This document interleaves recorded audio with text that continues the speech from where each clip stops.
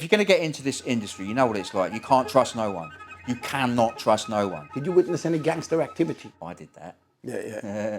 A load of you need to be fans. A lot of our flowers, we ain't going to get that until we're dead. You know. Please, I'm losing work over this. You know, no one was bringing a gun to the jam. Everyone was bringing their talent. What the fuck is that noise?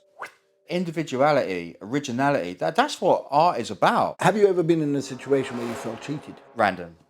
If you'd won this competition, there would be a riot in here. Fuck graffiti.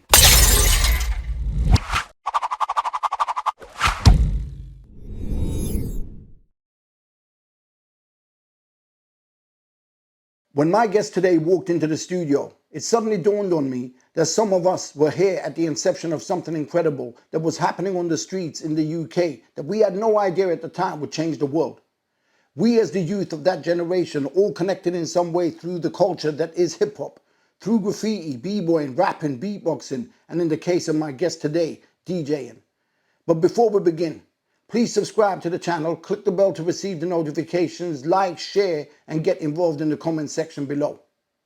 Let's get into this. On today's DocuChat, as his name suggests, Mr. Unpredictable himself, but always entertaining, DJ Random. What's going on, bro? You good? I'm good. How are you? How you been? I'm all right, just ticking along, doing a bit of this, bit of that. I understand you were born in Nottingham. Yep. Okay, do you want to tell us a little bit about that? Nottingham, you know, was born there. Didn't stay there for long, probably about, I don't know, a week or so. So in that 1 week that you were there as a baby, did you witness any gangster activity? I have to say I didn't witness any gangster activity whatsoever. I mean, you know, everyday operation was like a pallet of guns turning up, massive amounts of crack cocaine. But yeah, no gangster activity to talk of, really. On a serious note though, your childhood. Yeah, born in Nottingham. Moved up to Scotland for, I don't know, a year or so. Mum and dad. My dad was real young. Mum was a little bit older. Mum and dad got married. We moved to London. Then my brother was born. 3 years later, we're still in London. Things were tough, you know. Growing up in London, growing up in the UK in the 70s and you know, the early 80s was a difficult time. You know, no one had any money. It was difficult. And then we moved out of London, just west of London, to a new town. And it was like, wow, you know, we're in London, we've got a job, everything's going to be cool. You're still in the middle of the UK in, you know, the late 70s, early 80s. Things were tight. My mum and dad didn't have the best relationships. A lot of shouting, a lot of anger, fairly dysfunctional, to be honest. And I mean, you know, don't get me wrong, there were good times, obviously, you know, otherwise, you know, it would just be a write-off. But it was a difficult childhood, like for me and my brother, and that's when I started to really get into escapism, you know, to escape the rows, the bad atmosphere. Yeah, it was difficult. It weren't easy. You know, we weren't poor, but we weren't anywhere near rich or middle class. You know, my mum and dad both worked. There was never a lot of money flying around. Christmas was always good fun. But yeah, it was difficult. But it kind of set the stage for what came later, as we'll see as the interview goes on. But yeah, it was. At the time, I thought everyone's childhood was like that. And it's not till you're older that you see that maybe things were kind of a little bit different. But yeah, it is what it is. I am who I am, so. One thing that I noticed through a lot of the people that I know, and it's not everybody because it varies for every different person, but a lot of the people that come from dysfunctional families are the high achievers. You know, they're the ones that went on with a hunger, a different kind of drive. Yeah, I mean, you look at me and I'm definitely... not one of them. Not a high achiever at all. No, yeah, I understand that. But I can understand the high achievement thing with the drive, right? Because as you see later, when I kind of found my thing, right? drive. You know, I wasn't stopping.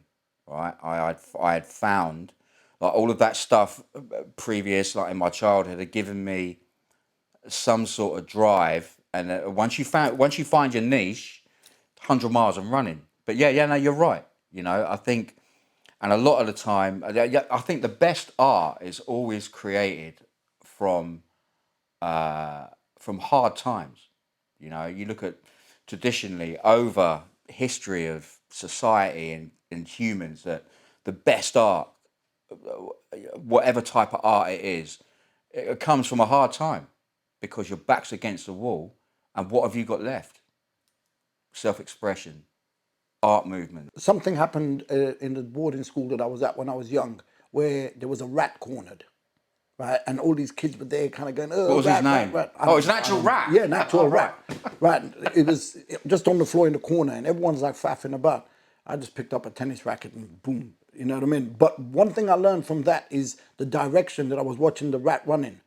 It's like mice. One thing you learn is the reason why they go along a wall is because they know that their escape route is only one way, and it's that way, Yeah. away from the wall. You know, and sometimes when I look at how life corners us, I feel like we've only got. 100%. Do you understand what I'm trying to get Yeah, at? 100%. So 100%. there's only one way to go, and that's full steam Yeah, ahead. and the thing is, when you're backed into a corner and you've sussed that way out, no one's stopping you, right? You will do whatever you've got to do to get out. But I learned so much from watching the way that rat was moving, and I'm thinking, you know what? It's like I'm learning something here. That's a good life lesson. Yeah. What were the things you were into that basically led you onto the path of what you got into that basically changed things? Music was always there, right? Like from a young age, I always used to listen to the radio. I love listening to the radio. I kind of inherited my mum's record player when I was probably about 8 or 9. And it was one of these big case things. It was turquoise. I can't remember the name, but it's they sell for quite a lot of money. And it was, yeah, man, I had one of the first records I had was the soundtrack to Fireball XL5. Do you remember that? Yeah. Man, I would sit there for hours, right, just escaping into that.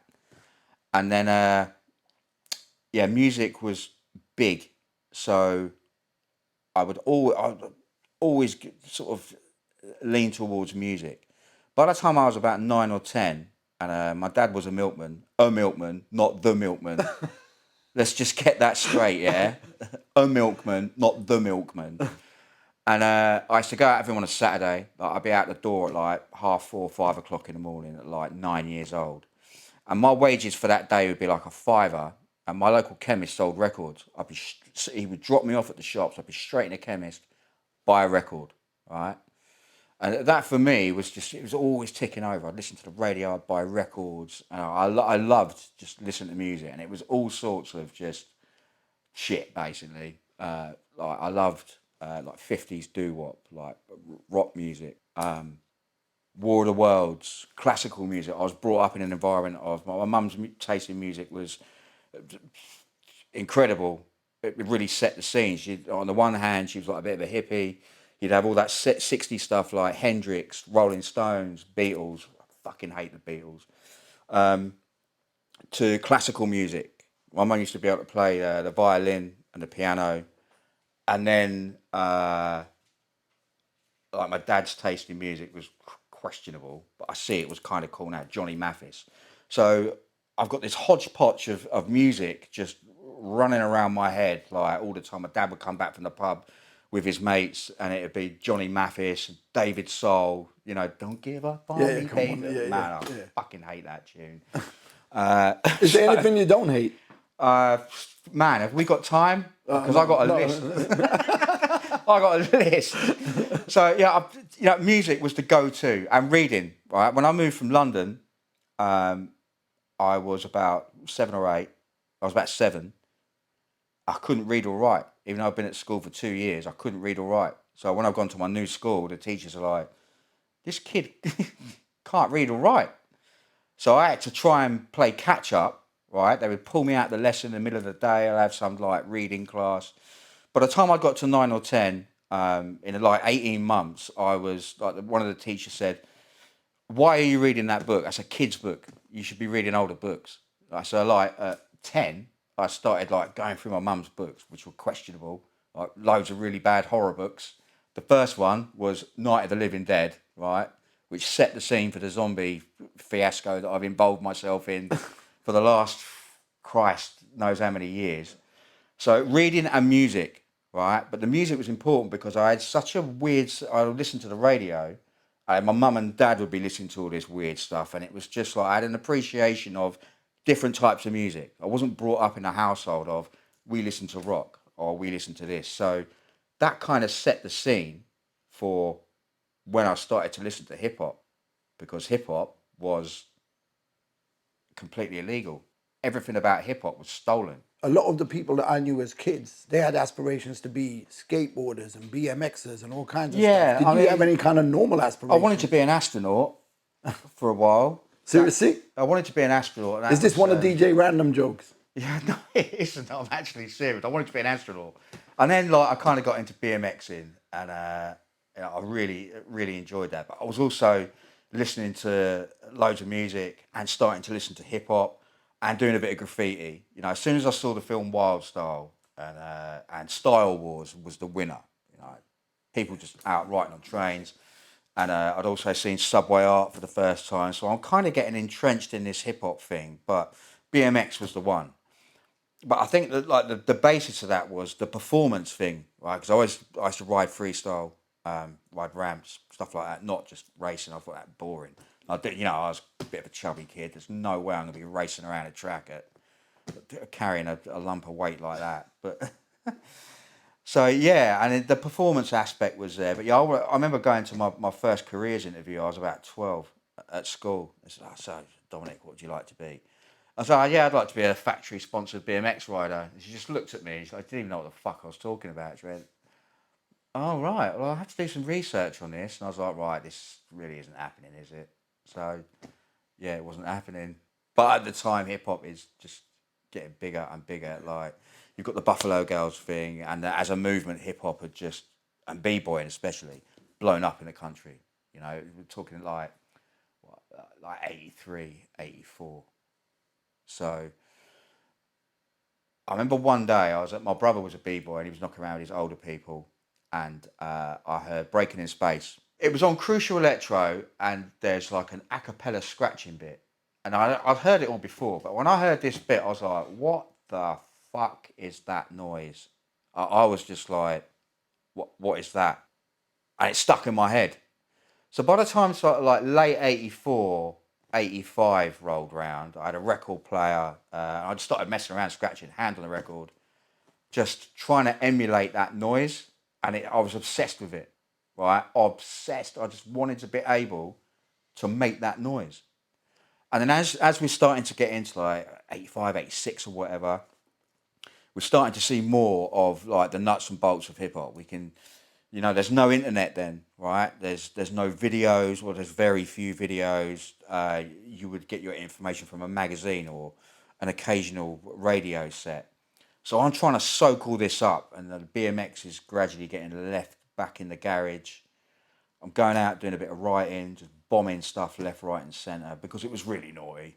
You know, at that age, you just want to rebel, and there's nothing more rebellious than going out and just writing over stuff and your And name. stealing the cans. Yeah, love a bit of shoplifting. You know what I mean? It's great. Walk in, and then just like in the morning, walking past, and everyone's like, "Oh, yeah, look at that." It's like, Yeah, that's the guy that stole them spray cans. yeah, Yeah.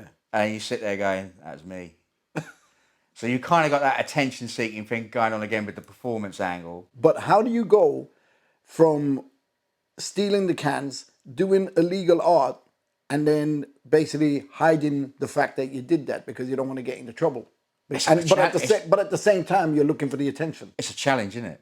But you're looking for the attention, though. You're walking that line, right, where you kind of want the attention, but you don't really want to own up to it because you know you're going to get in a world of trouble, right? Now, if my dad had found out what I was up to, man, game over.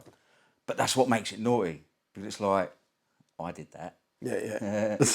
I did that, but I can't tell you that, you know. And I've been brought up in how do I was brought up in a dodgy environment. I'm not going to say criminal, Well, yeah, I mean, you were born into it as a baby. Yeah, I you were a mean, gangster and everything. No, innit? they're just pallets of guns and crack. It's Yeah. just, Oh, yeah. it's work, isn't it? Yeah.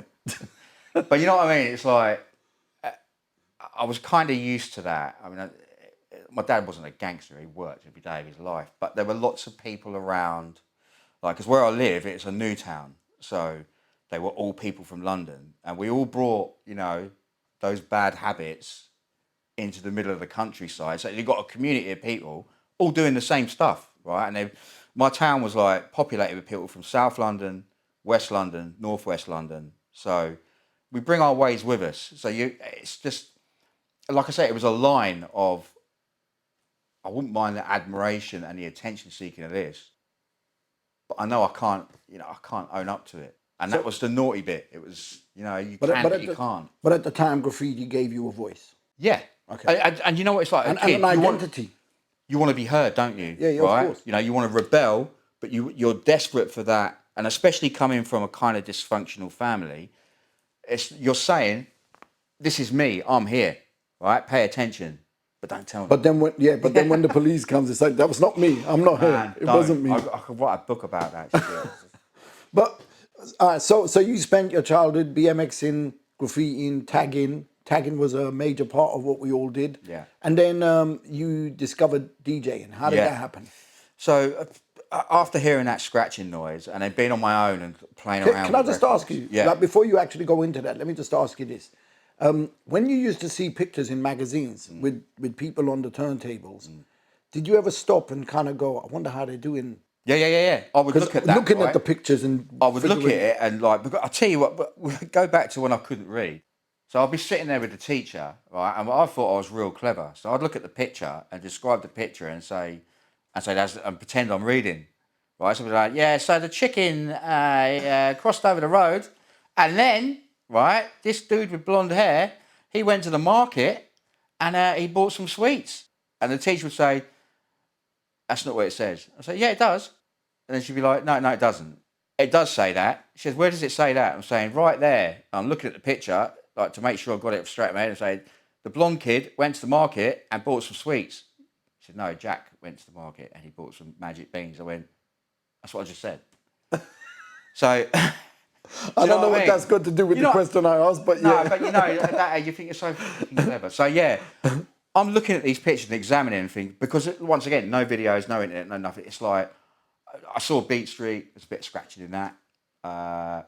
Wild Style was a real good one because you see Flash in the kitchen. It's like, okay, but you're still trying to work out what they're doing. It wasn't until about 86, sorry. That was like a pivotal moment for me because I was still writing, but kind of giving up on it. I went to, before that was Fresh 86. So I sat in bed listening to that show thinking, what is he doing? I couldn't work it out. I kind of knew the technique. And then round about that time as well, I was knocking around with DeeJay Prone, and he took me to this guy's house. He said, these are break beats, right? And it was like volume 4, I think it was. And he showed me 2 copies of the same record. I was like, wow, still not getting it. Then I went to, a month or whatever later, I went to Battersea Park for Capital Venture Day. And there you had Pogo, Swift, Undercover, and it was just like, and I went there for the graffiti. Chrome Angels were there, London Giants. That was good. And then the DJing started. I'm like, I'd watched them play, and it's in front of me. I am seeing exactly how this is that the first time? Yeah, properly in front of me was the first time. So now you're seeing what they're doing with the crossfaders. Yeah, I mean, I'm 20, 30 foot, but all these pictures that I've been looking at and trying to work out, listening to sets on radio. But you're able to put a visual to the noises. Yeah. Now, do you know what? After that day, it was like, fuck graffiti. That's it. I want to be a DJ. But tell me you didn't stop tagging. No, I didn't. No, because it's really naughty. Yeah, of course. You know what, right? I love being a bit naughty. I remember you telling me a story about Aldershot. What happened Yeah. in Aldershot? So this was round about the same time, like 85, 86. Right. So which came first, Aldershot or Battersea? I'm going to say Aldershot came first, Okay, but so what I happened went there? there specifically as a graffiti writer, and Artful Dodger was there. And it was like, they were doing like they had like a drum machine, and during the day it was just graffiti. Now I couldn't stay for the evening, there was a jam in the evening, but in the afternoon, I was there with DeeJay Prone, and they were like kind of sound checking, and Artful Dodger was cutting up breaks, funky drummer and assembly line, right, which stayed with me forever. It's all-time favorite break, and I was like, shit, this is how it's done, but I'm still not able to really take it in because there's so much going on. But I was like, okay. And then when I went to Battersea Park and really saw it for the first time, it was like I said, it was just like one of those massive light bulb moments where it's like, I get it now, and it was like, that's it. Never looked back since then. You know, never looked back. You know, that it was like, I'm thinking about it now, and it's like I'm almost crying. It was like such a massive light bulb moment. And I remember going into school the next day and saying, I said, yeah, do you know what? I said, I'm going to be a DJ. And I was like, oh, are you? Really? He even got 2 decks. So that was pretty much the moment where your life began, where your journey began to the escape of a life of nothing. An escape of absolute stupidity of just playing other people's records. But enjoying it. Man, I'm too stupid to do much else. But, I mean, I have got an IQ of 147. I did a test on the internet. 147. So what was the driving force for you to do what you did, in terms of DJing? Was it an escape? Was it money? It was partly the escape because all of this years of listening to music, like really different music, and then realising, right, that all of this stuff that I've been listening to is what makes the music of hip hop, right? Disco, rock. Hendrix is my all-time hero, you know? That all of those genres of music is all mixed up and they're all based around the drum break, or how you can take that music and present it as something else. That for me was it. Like I would listen at home, even like 15, 16, I'd be at home listening to music and thinking, yeah, the rest of this track is shit. But that bit there, that drum break, or that bit of bass guitar with the drums underneath, or that guitar solo, just those first like little section of it, I can repeat that. That's hip hop. But isn't that what hip hop was? It was being able to take something and completely flip it on its head. But I didn't know it. Yeah. It wasn't till quite a while after that I realised that you listen to music and think that noise. My mum's got that record, and it was like it felt like I'd come to the game already prepared because I had a knowledge of all of this weird music that I could make my own, and by extension, it would be hip hop. And I stuck with that idea up until today. You said make your own. Yeah. So that kind of begs me to ask a question about individuality, because we come from a time where individuality was important, but nowadays that doesn't really exist as much. It's like people hear something or see something, and they all copy each other. And even in those early days, right, especially, it was kind of like today, it was a lot of it about, it was big, and you want to get noticed. The only way to do that is to be yourself, right? You've got to be individual. I know this gets said a million times, but Cash Money nailed it with that quote of originality will prevail. And it will. Because at the end of the day, right, you can be the best DJ on the planet, but if you sound like 10 other DJs, your time is wasted. If we look at the world today, it's almost like that rule no longer exists because they're teaching everyone that be like everybody else. Be the same. It often feels like do the same. It often feels like the industry is dictating something that's like, you all need to be the same and we will judge you on. But why do you think people are silly enough to follow that guideline? I don't know. From people they don't know. It's an industry that's dictating it. It is saying to you, be like everyone else, and we'll decide whether you can cut the mustard or not. And that's bullshit, right? Well, where the individuality, originality, that's what art is about. Expressing yourself and then finding that other people really like that, that's what it should be about. And it's one of the reasons that when I kind of clocked what the industry like, you know, a few years after we're talking, hated it. It was just trash. And I mean, you look at stuff today, and I find it almost offensive that we've tried to instill in people for years, don't bite, don't be like other people, develop your own style. And now that seems to have gone out the window. I mean, there are obviously exceptions to the rule, thankfully. But also, don't forget, not everyone is meant to be an artist, but it just seems like everyone wants to be is pursuing that. I think industry has said you can be an artist when the reality is not everyone can be an artist. A load of you need to be fans. Yeah. Go back to being fans. Fucking hell. Please, I'm losing work over this.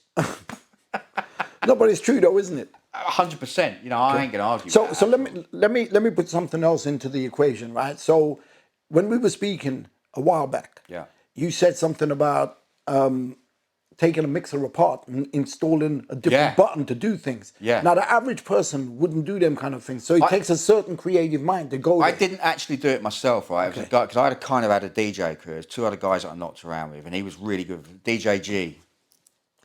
He was really good with electronics, and at the time, the transformer scratch was big, and we didn't realise it was actually being done on a crossfader. So we used the line buttons, right? But we had these Tandy mixers. The line buttons were like about that big, and I'm just, you know, I've smashed my fingers to pieces, right? And I've ruined the buttons. And G's come around one day. He goes, "Oh, I've found a way of making it better." I went, "Oh, have you now?" He went, "Yeah." And he made this box, right? Now DMC started selling the Flash Former box a few years later, but Graham, like G, he'd worked out a way of getting this little box, putting two switches in there, wiring it up, and you could transform all day. And I was like, "That's amazing." I said, "I don't want the box though." I said, "Can you take the mixer apart and stick them where the line switches are?" And I still got the mixer plate indoors, absolutely butchered, right? It's just bits of metal hanging off it. I made him do it. I said, "Do it to that." And he pulled it apart, put the switches in, and Transformers. But we didn't know anyone else doing it. And then when DMC brought out the Flash Former thing, I was like, "Man," I said, you made that for me 3 or 4 years ago."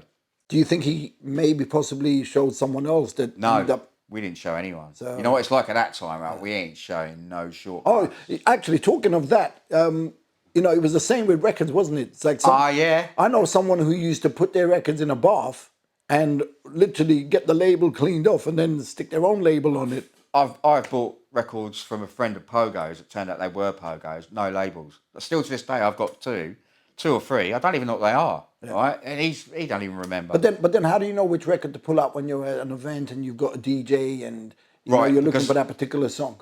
What I tend to do is I don't put them in the original covers because you'd be an absolute dickhead to do that, right? You know what people are like. They're going to clock this shit. Yeah, of course. So I will put them in a specific cover, right? I already know what the record looks like, how many tracks it's got. You know, I can see the break. It's like so ingrained in me that I'll pick it up, see it straight away. This is interesting now because this is what music did to us when we were young. We would recognize the grooves. We would know where the break was coming in just by looking at that groove. Yeah. We would know when it would get louder and the trumpets and everything else would kick in. And, But, you know, today you don't get that because there is no visuals to look at. No. Not for majority of the world. Waveform. Right. And you can only see that much of the waveform. Yeah. When I look at a record, right, I see the whole tune. I see that break. As little as it was. It's only like that much space for a song. But we could tell what was going on in that little groove section that was going on. It was crazy. Yeah. Mad. I used to love that. I still love it now, right? Someone sends me a record, or I go out. The first thing I do is, all right, it looks a little bit dark. Something's going on there. Yeah. Is it a drum break? Is it a bass break? And I'm just happy, like if I'm in the shop, I'm excited to get that home. Even when it comes through the post, I'm excited to run in the turntable room and say, that's what that little dark bit is. You said something about validation. Yeah. You know, like graffiti and everything was kind of giving you that little validation. Yeah. So is that kind of, did you get more validation from being a DJ or was it graffiti? Yeah, I'll tell you why, because I was better at it. I'll battle you any day. Yeah. Bring it on. I'll smash your teeth in. Right, anyway. I'm gonna go around that man's house and fuck him up. Anyway, so it felt better to be a DJ because I felt like I could do it, and like the validation came from definitely seeing people that knew what they were talking about, and then them, like, you see that look in their eyes, right? Or they say, yeah, and it's like, no one ever said that when I was doing graffiti. But now That's because no one knew you were doing it. No one kept, or maybe they did, and they were just saying, don't say nothing to him. Yeah. Don't tell him. Anyway, so yeah, it felt better to DJ, and the validation came easier. And the thing is as well with DJing, it's instant, isn't it? Right, you do a scratch, it's there. Right, with a piece, it's going to take a while to get it, and you know it may not come out the way you want. But look, once you're committed to scratching or beat juggling or whatever, it's instant. And that validation, you know, if you've got 500 people in front of you and they're all shouting, your validation's there, done.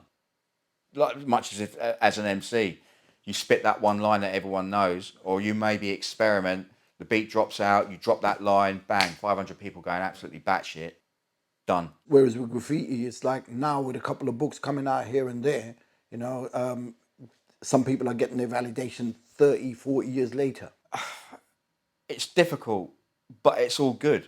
Because, I mean, I said to you previously, a lot of our validation, a lot of our flowers, we ain't going to get that until we're dead.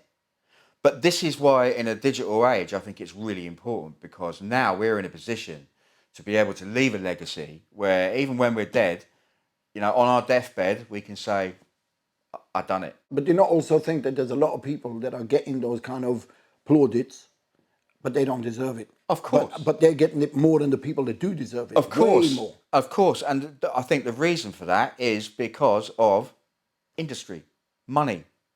You know, you have to have, I think it's like you have the pantomime dames that, you know, the ugly sister everyone shouts at. You've got to have those players in anything, whether it's industry, entertainment, business, whatever. You've got to have them, because otherwise you haven't got a mark to see. You haven't got a what's the phrase? You haven't got a base mark to base anything on, right? You can't have an industry or a business built of amazing people without shit people. And you also have to be able to, you know, with something as subjective as art, you have to have to be able to let people have lots of different opinions, because otherwise you're going to have one person making loads of money, one person making no money. Whereas when it's like this, everyone can make money or everyone isn't going to make money. In order to know when someone is really good, you need to put them next to people that aren't that good. That's when you tell the difference. Exactly. You can't have good without bad, because then where is your benchmark? Yeah, you know, how are you able to compare without that? Were you ever in any rap crews? As a rapper? As a DJ? Yes. Okay. When I was at school, I spent probably a couple of months with a couple of guys who were a year below me. They were kind of like quite Beastie Boyish. They were good. We were called the Pleaser Priority Posse, which was named after a dildo from a porn mag. I'm not joking. I believe you. Yeah. Like, PLEEZA. Yeah, that was that was good. Good fun. Yeah, and I was also the DJ for. Do you remember the Upfront Rudies? Yeah, of course. Yeah. We were called the Upfront Posse before that. We had a full stage act. Right. You know, 2 MCs, 3 dancers. Oh, you got dancers too? Yeah. Okay. Man, I don't do nothing by ours. You know, Okay. I'm not a tramp. Well, I don't know about that, but yeah. Well, yeah. Actually, that's probably a good place to switch it up, to put the tramp into the equation. So how did this tramp then get connected to Vivienne Westwood in some way? there was a big crew of us as the core of that group was a bunch of writers called DRS. So if you know anything about graffiti and the Ascot Hall of Fame, right? So we owned that, but it kind of expanded into a crew. And I was going to London every Saturday to buy records, and then we were all going to London every Saturday. We'd all hang around Sloane Square, Kings Road, and then somehow we all ended up knocking around with Vivienne Westwood's people, right, from the shop. How mad is that? Kings, yeah, it was just fucking crazy. And then over the course of the next few years, we were hanging around with fashion models, the manager of the shop, Derek, lovely guy, still speak to him now. And all of that associated like high-end fashion people, right? So we were going the Mud Club, Wag Club, the Brain Club, played in there a few times. London Fashion Week. I remember remember that guy I was with at the Chino gig, my best mate, right? Yeah, yeah. So they've decided to put him on the door at an after party, right, at London Fashion Week. Naomi Campbell and Mike Tyson have walked up, right, without invites, and he'd been told anyone without an invite, right, don't let him in. So they fold up, and let's see your invites, please. Like Messer was like what 18 or something. Haven't got invites. You haven't got invites. No, fuck off then. To Mike Told Tyson. Mike Tyson to fuck off. Because I was supposed to be there, but I couldn't go. So the next day I'm on the phone. I went, what? He goes, yeah. Well, didn't have invites, did they? I'm like, Matt. I goes, what happened? He goes, oh, he just walked around and left. They just walked off, didn't say nothing. I'm like, wow. I don't know anyone on this planet that has told Mike Tyson to fuck off. That's unreal. Yeah, I mean, I could probably write a book on those sort of stories. We got up to all sorts of madness. Just like walking into a room full of half-naked fashion models at like 18 years old. Do you imagine what that's like? But times have changed now. You can just see that walking down the street nowadays. Yeah, of course. But at 19 years old, and you've got to remember that time there was a lot of exclusivity about that kind of thing, right? You know, not everyone had access to that. And like no internet. The only information was magazines. We had 4 TV channels. That was about it. So it was a good time, and it was a really good time because I started to see how the entertainment industry worked, which stood me in good stead for, you know, further down the line. And obviously you had a residency as well. When I was 17, I got my first residency because I started to build a bit of a following. It was like an under-18s on a Sunday afternoon. And that same year, I went to the World DeeJay Championships at Albert Hall, right, with my 2 mates. And it was just, that was it. I was like, wow, you got like the best DJs in the world. And by this point, scratch DJs, hip hop DJs, I kind of took over the competition. It used to be a mixing competition, but then it became, you know, a hip hop DJ competition. So to watch all of that, I was just like, wow. And I said to my man G, who was standing next, I said, next year, I'm going to be on that stage. He started laughing. I said, I'm telling you now, I said, I'm better than half of these DJs on this stage. So when I had the residency, towards the end of that year, like 88, I was putting my routines together and I'm testing them out on crowds, right? Everyone's going, you know, this works, this don't work, this works. So my entry into the DMC competition was being built off the back of this residency, and more importantly, being able to do it in front of people rather than stuck in my bedroom. Was that kind of a benefit that you had above the other DJs? I think so, because the bedroom DJ had kind of, they were taking over the competition. And a lot of us, I mean, I was starting to DJ in clubs. I wasn't even old enough to be in a club. And, you know, at that time as well, being a DJ, you had to have people dancing. You had to have people into what you're doing. Because otherwise, if you take a set from your bedroom and do it in front of a bunch of people that don't know what you're doing, you're going to fall flat on your face. So you had to temper it with like hardcore scratching and cutting breaks, but make it so people could understand it.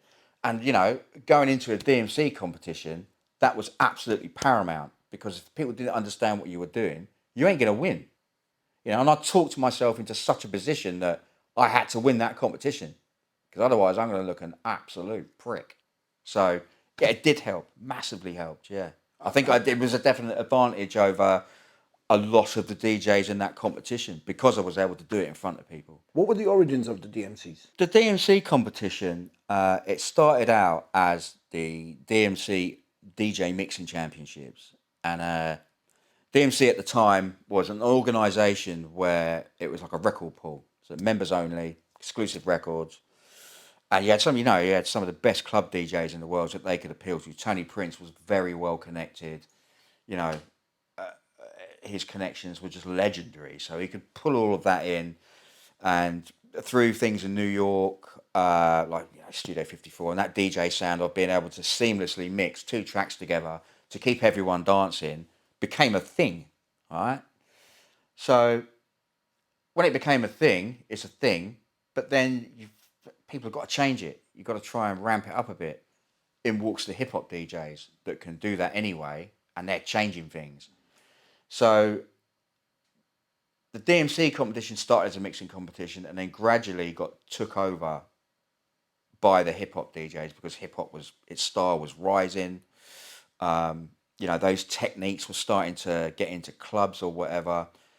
And by the time, I would say DJ Cheese kicked the doors in with that. He took all of those techniques, those American like hip hop DJ techniques, and it was all morphed into one thing. And you know, DMC, I have to say that I think they originally intended it to be some sort of like in-house competition where they could showcase their members and their product.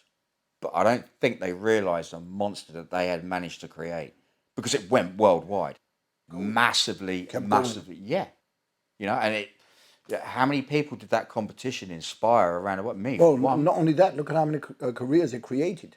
100%. You know what I mean? And then for all those careers that got created, there was managers who had careers, there was agents who had careers, there was so many people had careers. you know, it was each DJ has that machine. And It some of was, the DJs were inventing the machines as well. yeah. So there was careers on different levels. Yeah, I mean, you know, if you cannot fault DMC. You know, it was at the forefront of bringing little known techniques to the entire world. You know, otherwise, you know, without that, I really think that those techniques that hip hop DJs were doing would have just stayed. Not just the techniques, but the fact that the people that were coming up with those techniques were now getting worldwide recognition. Everybody, loads of them. Yeah. If you were good enough, you were big enough. Yeah. You know what I mean? Yeah. So, but then that obviously led to you entering the competition. So I was 17, right, not even old enough to enter the competition. People need to realise that when you entered a DMC competition then, it was very different. You had to be a club DJ, right, with a residency. You weren't even allowed to enter the competition yourself. The manager of the club had to apply on your behalf to enter the competition. And it was a kind of thing that you kind of had to be a DMC member. But that went out the way after Cash Money destroyed the World Championships. So I've managed to speak to a guy that owned a record shop near me, Bill Shannon. Used to own Time Warp Records. A lot of people out there know who he was. He was a massive mentor to me. He's got the forms for me. I've entered it. And this was about November. So I've got 2 months to get it ready. So I've got the residency where I can try out all my stuff. And at this time, I am hungry, right? When it's got to the actual competition, I realise, what the fuck have you done? You know, the nervousness, the not quite DJ random stuff is coming out. I was like, what are you doing? Mm-hmm. So I had to go with it. You know, I talked myself into a corner, and like that rat, I'm coming out. You know, I'm coming out, and I've got to do this. So I entered in Wales because I assumed it would be easy. All right, I didn't want to enter in London because it was going to be too difficult. And you know, at that time you've got Pogo and Swift and Jay in Business knocking around. And you've also still got grown men, proper club DJs, right? And there's me, 17-year-old little shit, right? Like, I'm going to kill you all. I'm going to wipe the floor every single one of you. But you had to have that kind of battle war mentality. Do you know, I really liked it, right? Because I'm not I'm just going to ruin all my fucking street cred here, innit? I'm not really like that. But it was really nice to be able to assert myself when I hadn't been able to do it before. I could assert myself because I knew I was good at it, right? And also people are telling me you're good at it. And I knew I could do it.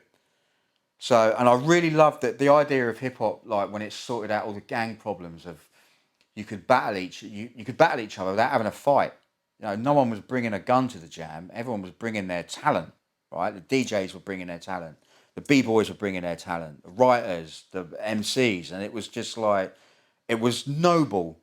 Do you know what I mean? To have a proper problem with someone and you didn't have to go in the pub car park or catch him down an alley with a knife or a shotgun, and you could do it publicly. And that really appealed to me because when you want to bury someone, right, you either sneak up behind them and pop them in the back of the head, or even better, you do it in front of people. And no one's getting hurt, apart from your reputation. But that just makes you bounce back even more. And you've got this finger. It was like, man, it was just beautiful. I could be the hardest dude, right, on the block. I didn't even have to raise a finger. It was beautiful, you know. And still to this day, I love that, you know. I run my mouth continuously, right? You've seen it, right? It's the battle Because I mode. can back it up. Yeah, yeah. And I don't have to back it up by, you know. But sometimes you have to do that just to get yourself in a position to be able to battle. 'Cause Yeah. you're antagonizing somebody enough for them to go, there you go, and they've taken the bait. Yeah, it's like boxing. Yeah, there are so many parallels between martial arts and the disciplines that govern hip hop. It's beautiful. Like I said, it's noble, you know. And for people that come from a slightly questionable upbringing, it's a massively winning alternative to, you know, having to literally fight your way through life. You don't have to do that anymore. But it took a certain mindset, and then there was obviously the preparation. So how long did it take you to prepare for a battle? I would say as soon as as soon as that entry form went in, which would have been about October, November, the competition was in January, so that's 4 months. As soon as I got accepted, as soon as the acceptance come through, that's it. 8, 10 hours, 12 hours a day, right? And I didn't have 12/10s, right? Bearing in mind it's a mixing competition, so I had to select all my tunes that mixed together at the same speed. I got 2 hi-fi decks and some dog shit mixer from Tandy that, you know, everyone had. And then a week before the competition, I'd got into a position where my dad had inherited some money from my nan. I got a pair of 12/10s A week before the a week competition. before the competition. Ah, So okay. I could either, as soon as I touched them, it was like, ding, ding, I'm home. You know, they didn't feel much, they just gave me the solidity that I needed. And I could have changed the routine. I thought, you know what, I'm going to stick with this routine. And it just, that week of 12 hours a day, you know, I'd wake up in the morning, all I was doing was practicing. And I remember when I went to the competition, and it wasn't as easy as I thought it was going to be. You know, I put the work in, I won it, and I walked up to, it was John Saunderson from DMC, and I said, it's not random, that was amazing, blah, blah, blah. I had James Hamilton. You remember James Hamilton? Yeah, yeah, I remember Man, James, he goes, that's one of the best sets I've seen of the entire competition. He took a picture of me that ended up in Record Mirror that was on the shelves of W.H. Smith's. I said, John, do you want to hear something funny? He said, what? I said, I've only had my 12/10s a week. He went, crazy. What? I went, yeah. That is crazy. Yeah. But it shows you what happens when you put the work in. And it was like, that's when I started thinking, am I a bit special here? You know, how have I managed to pull this up box? And I just put it down to, Just I mean, I wanting always it more. taught myself that. I just put it, practice. Well, and as well as that cornered rat. That you know? cornered rat has got a lot to answer for. Yeah, Man, if yeah. I see him now, I have no problem putting a tennis racket straight over So his head. where did you come in that competition? Won it. You won it? Won it. Okay, excellent. Yeah. And what did that take you to? That then took me to a regional final. And in that regional final, you had to come first or second, and then you would go into the UK finals. I didn't come first or second. All right, Business was in there. DeeJay was in there. I can't remember. It was an education. At some point, you went back to that same competition, right? Year later. Tell us what happened there. So I spent a year of 1989 kind of being a bit of a face, right? Still knocking around Vivienne Westwood's people, getting known in London, but I wanted to be in the UK final the year later. So as well as all this and DJing, and also, you know, doing stuff at the Upfront Posse, lots of gigs. One of those is where I met Jazz T. I spent a year practicing, gone back 1990, same place, won it again. Right? People were really quite pissed off, but I didn't give a shit. Right? I had, for the first time in my life, I had a vision of what I wanted, and I'm taking no prisoners. So I've won that. I've gone into the area final. It's the next step with DJ Reckless was there, and a very young Prime Cuts, right, who I beat. I'm just going to say that again. Very young Prime Cuts, who I beat. I'm not laughing at you, And I'll tell you Joel. what, if anyone wants to say anything about that, I've got the audio tape of those sets. Right? Okay. did beat him. All right. Okay. Did beat, but yeah. All right. Yeah, go on. So Go on. me and Reckless have then gone into the UK finals. I'm in my first UK final, 1990, up against Pogo, DeeJay Tricks, Mink, Fast T, Jay. Man, it was like a who's who of absolute turntable assassins at that point, and it was terrifying. Absolutely stone cold terrifying. One of the worst crowds I think I've ever played in front of to this day. They were rowdy. Queen Latifah was supposed to play there, didn't play. Management wouldn't let her because the crowd was so mad. Beats International, doing that doubly good to me. Yeah, they didn't play. They got pulled away. You're not playing, it's too mad. Just before I started my set, watched the PA. I don't know who they were. They getting harassed. Blokes walked up to him, smashed the microphone straight in the guy's face. And then all the time, I'm trying to set up, and there's like 10 Ps coming out of the crowd and everything. But yeah, it was, once again, learning curve. But I'd done, my vision for the last 2 years had paid off, and there I was in a UK final. And what happened? I shouldn't have come up with a different routine, but I did it. But, one of the turntables wasn't really working properly. It was a bit jumpy. There were mistakes made, mainly because I was absolutely terrified. There must have been 1,500 people in there, the biggest crowd I've ever played in front of, and they were begging for blood. When you've got like 300 people just laughing at you, right? Because they can, you know what that sort of crowd's like. And I'm like 19 years old, pretty scary. Yeah. But I didn't give a shit. I saw that video footage, and I saw the mistakes you made as well. Yeah.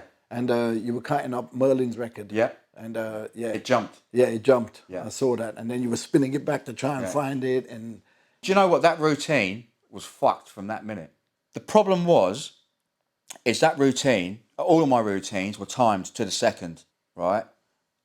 And what I didn't do was factor in like an extra 30 seconds at the end of the routine to give myself space to breathe. If something went wrong, right?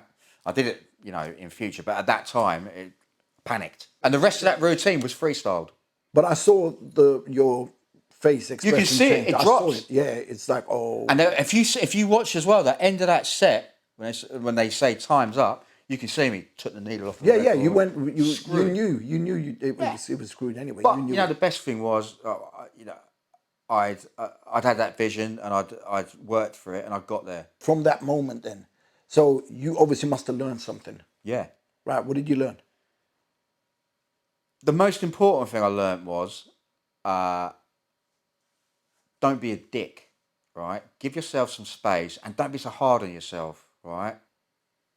I just ramped myself up to be able to pull that off to the best of my ability, and there was a problem that occurred that wasn't anything to do with me, and I should have. What I learned from it was to be able to deal with things better, right? Because if that ever happened again, I was like, that's never going to happen again.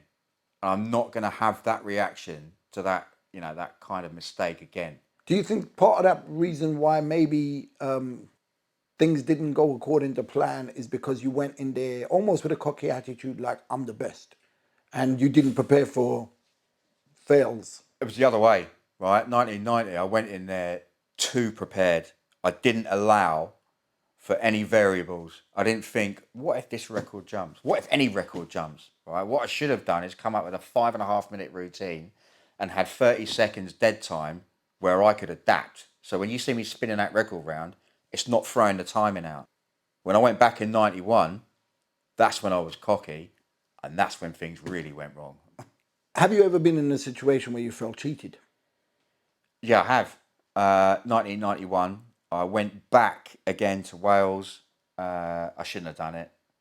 It was a rowdy atmosphere. No one was happy I was there, but I wanted the treble. By this point, I spent the last 2 years living living a high life, bit of a face. 91, that title should have been mine. So I've gone back there, done the routine, and as far as I was concerned, it was all right. It was probably a winning routine.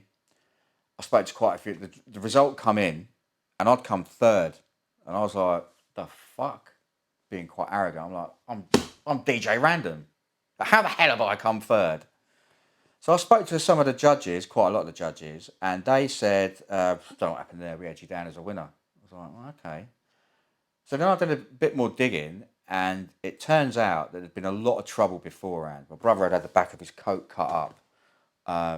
The locals were getting rowdy, and I was kind of told that, random, if you'd won this competition, there would be a riot in here. I was like, okay. So that last 2 or 3 years of me working up to that moment of being able to take that title was dashed. They let me enter again the week later. The turntable was absolutely trash. Prime Cuts and Jazz T were in that. Jazz T didn't even qualify, which was criminal. And that was it. I was destroyed after that. Again, that's another lesson learned, right? Basically, because you now know that this is a cutthroat business, that people Working change up the to rules. that point as well, I was starting to see how the industry works, and I really didn't like it, right? It was a lot of, if you suck this man's dick, you're going to do this. If you don't get paid this much for doing this, you'll be able to do that. And it was a lot of bullshit. And then for that decision, which affected me on a really deep level, right? I kind of disappeared away from DMC and hip hop for a couple of years after that. I didn't like the industry. At 21. So you had an opportunity where you would have, after this competition, had so many job opportunities, residencies, touring, all gone. That year Off the as back well. of a decision where someone had come up to you and said to you, and someone in the judging position and in the, the staff position, telling you that you won that, but we couldn't give it to you. Because of a I can understand where they were coming from. Yeah, but that's not your problem. No, I know, exactly. I can understand it, but it absolutely destroyed me. And that it was at that point, as well as other things that were going on, that I realised just how shady the industry is and how it's set up. It was. If you want to talk about what did you learn, I learned then that this industry is not for the faint-hearted, right? And it is just built on lies, cheating, and That's the entertainment business. Yes, it is. But then from that, like you obviously said Jazz T's name, then you went on to kind of build the Steel Devils. Yeah. Give me a quick breakdown on the Steel Devils. I mean, I've met Jazz in about 89, 90 at one of his local gigs, and we battled straight away. I didn't know him, but I thought, I'm not having someone DJing in front of me doing the same shit I do, right, without me having a word on the matter. And then I actually said to the guys who DJ, can I set my decks up? And they were like, yeah, how rude is that? Right, set your decks up next to some dude that's playing. But I was like, yeah, I'm DJ Random. I'm doing what I fucking want. And after about 10 minutes, I'm looking at him thinking, oh, hang on a minute. Whoa. He's good. Whoa there, yeah. I'm like, oh, I've got my fucking work cut out here. But you know what? Don't go too deep into the Steel Devils, because I've got Jazz T coming in as well, and I want to get him to tell the story as well. Yeah. So we'd met then, and then I've gone through like some dark times, and then come back, and then DJ Prone, bless him. He had a night in Reading, and he booked me to play there. And I'm looking out from where I'm playing, and I see this dude. I'm like, that's Jazz T. I said to Prone, I said, is that Jazz T? He went, yeah. So I've gone up to him and said, what the fuck are you doing here? He goes, oh, we come to see you. I went, so by that we were a little bit older, the battle thing has gone. I said, come around my house one night for a cut. So he did. And Chud had been by my side since day one. I've known him since he was 12. He was instrumental in getting me out of a dark situation a few years previous. And I had him come round, and then Jazz come round. Things just worked. It was three of us just scratching. We were similar but different. And when I wanted to get a DJ crew together, I didn't want three people that all sounded the same. Three people were different. And then we met Yellow Point around about the same time. Said to him, come round, have a cut. The Steel Devils were born. But I have to say that the Chud was massively instrumental in that. The Steel Devils were kind of built from me and him. Yeah. But we haven't looked back since. Have you ever had any issues when you've been on tour with promoters, stuff like that people need to learn from? How many do you want? I mean, just give me one main one. I'm not going to give you one main one because some of these people are still around, and I don't want to. You know what it's like. People get antsy, but I'll give anyone's watching this, right, I'll give you some advice. If a promoter or a manager tells you something that you think is too good to be true, it usually is, right? You know how that is, right? If you look at it and think, oh, wow, this is amazing. It fucking isn't, because they want you more than they need you. And that's when problems occur. So, I mean, if you're going to get into this industry, you know what it's like. You can't trust no one. You cannot trust no one. Until you've got that bit of paper in your hand that is a contract where they are legally bound to do stuff, don't trust them, you know? And if someone's putting pressure on you to sign something or do something without letting you go away to think about it or check it, and no one in this day and age has got an excuse not to be able to check things. When we were kids, when we were younger, we had to go and see a lawyer to have our stuff checked. Now we can go on the internet and check that. If someone's putting pressure on you, don't do it. Let someone else get ripped off. Let someone else get mugged off, because it's so prevalent now that it shouldn't have to be your problem. You know, it may take you a little bit longer to get where you want to get to, but it's worth it, rather than sitting there thinking, I've just been stiffed again. You know, who hasn't got a nightmare story about promoters and, you know, rock bottom, the industry? It's bullshit. But we believe in what we do, so we have to put up with it. Just really quickly, did DJing change your life? Yes, it did. Hip hop and DJing per se has saved me on more occasions than I can think of. And one of the things I've tried to do in the last few years is to pay that back. You know, it's saved. I'm not exaggerating. It's saved my life, right, in lots of kind of questionable situations, but it saved my life. And so in the last few years and paying it forward, I'm really trying to fight for the underdog, for people that I believe in, for artists that are coming through, for other DJs, just to put that back and to give back what hip hop has given me, because you can't keep taking.